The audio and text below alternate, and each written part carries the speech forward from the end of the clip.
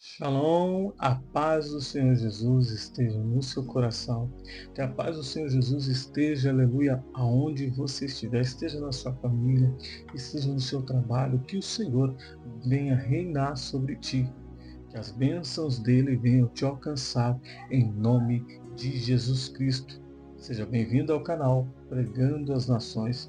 Meu nome é Presbítero Josinaldo, aleluia, e é um prazer estar aqui para trazer uma palavra do coração do Senhor para o seu coração. Aleluia. E hoje eu quero conversar com você sobre um vaso nas mãos de Deus. Você é um vaso nas mãos de Deus e Ele está te moldando. Você crê? Aleluia. Posso ouvir um amém seu? Oh, glória. Aleluia. Livro de Jeremias, capítulo 18, versículo 1, 2, 3, 4 e 5 e 6, que diz assim: Esta é a palavra que veio a Jeremias da parte do Senhor. Vá à casa do oleiro e ali você ouvirá a minha voz, ou a minha mensagem, ou a minha palavra. Então fui à casa do oleiro e o vi trabalhando com a roda. Mas o vaso de barro que ele estava formando estragou-se em sua mão, e ele o refez, moldando outro vaso de acordo com a sua vontade. Versículo 6. Então o Senhor dirigiu-se a mim a palavra. O povo de Israel, será que eu não posso agir com o barro nas mãos do oleiro, como fez o oleiro? Perguntou o Senhor: como o barro nas mãos do oleiro, assim são vocês nas minhas mãos, ó povo de Israel. Você percebe aqui que Deus está pronunciando, Deus está dando um exemplo para Jeremias do poder dele, da forma dele trabalhar e da forma de ele executar sobre o povo de Israel. Lembrando vocês que o povo de Israel estava cativo aqui. Aleluia. Glória a Deus. Mas o que eu quero trazer a você justamente é o segmento de que Deus, quando Ele quer trabalhar, quando Ele quer agir, quando Ele quer executar, Ele tem as suas maneiras de trabalhar. Por exemplo, no versículo 1, Deus já estava falando com Jeremias, mas Ele manda Jeremias para uma missão.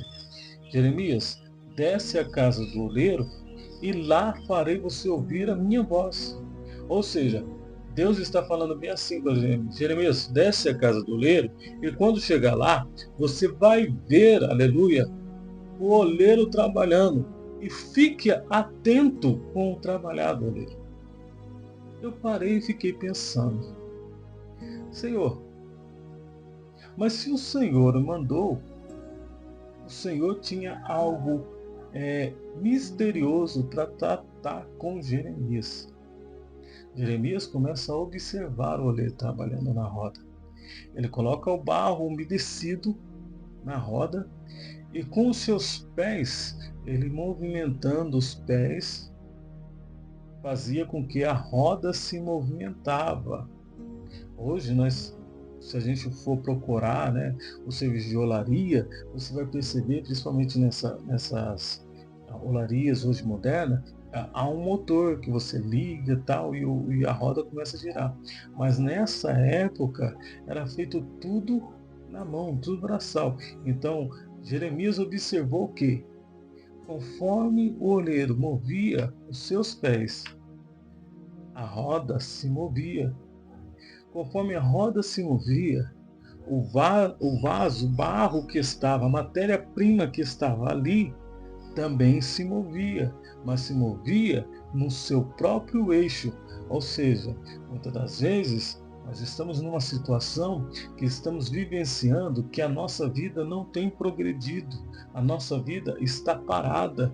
Irmãos, de repente Deus está com você na mão dele, formando você, lapidando você, para que você venha tornar um vaso na mão do oleiro.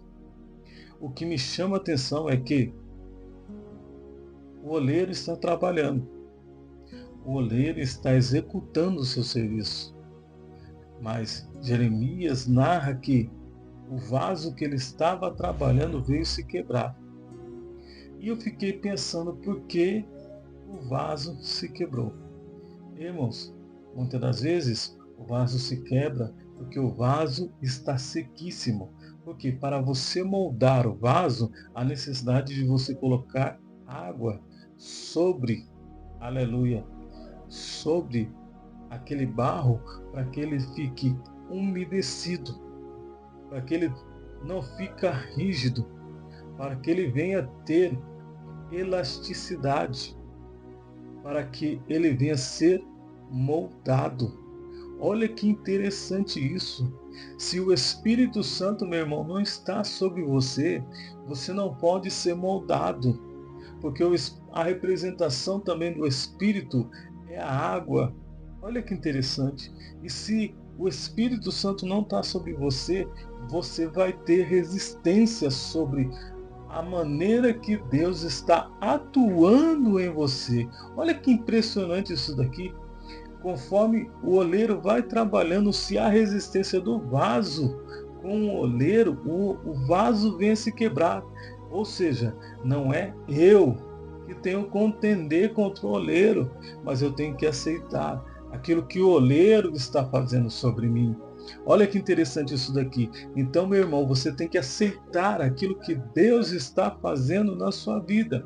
Não reclamar, não se queixar, não murmurar, mas aceitar e dizer: Senhor, todavia, faça segundo a sua vontade e o teu querer.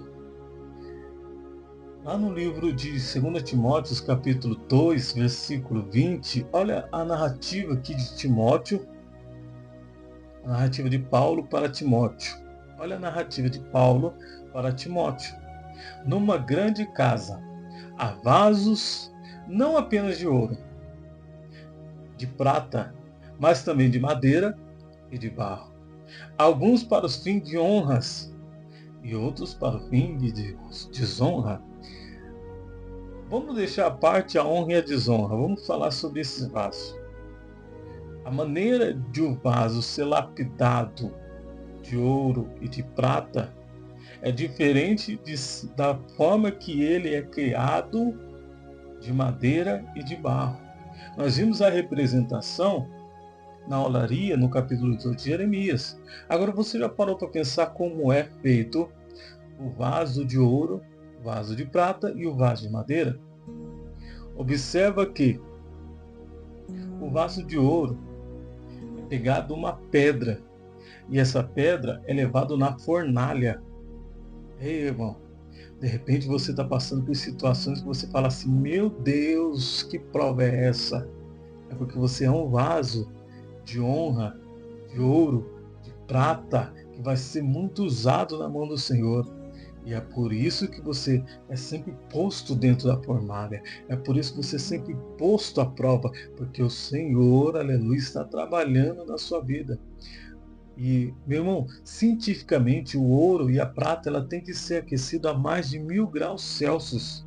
Você já parou para pensar o calor que é isso?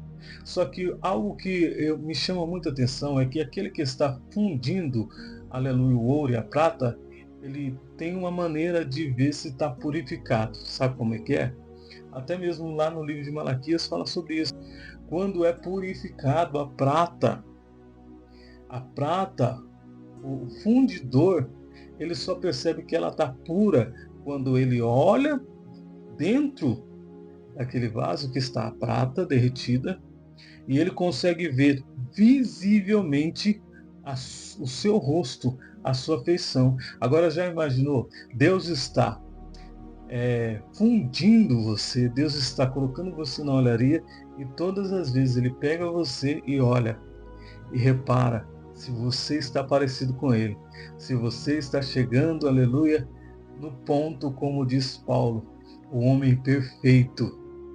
Você já parou para pensar nisso? Que tremendo, né? Ô glória! E o vaso de madeira, ele é posto também numa roda.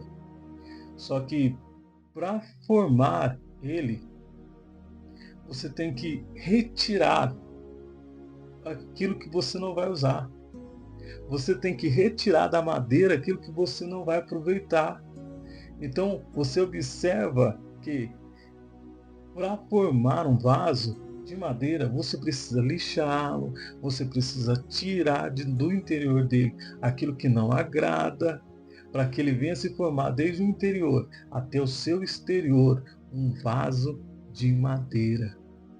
Irmãos, aleluia, é tremenda esta palavra. Porque você sendo um vaso na mão do Senhor, independente de você, se você é feito de ouro, se você é feito de prata, se você é feito de madeira, se você é feito de barro, o importante é que Ele está te moldando e a maneira dele trabalhar é única sobre cada vida. Amém? Que Deus te abençoe, que Deus te guarde e continue sendo um vaso na mão do Senhor, aleluia, porque Ele está trabalhando na sua vida. Por mais que está doendo, Ele está te lapidando. Que Deus te abençoe, que Deus te guarde. E vamos juntos, vamos pregar as nações.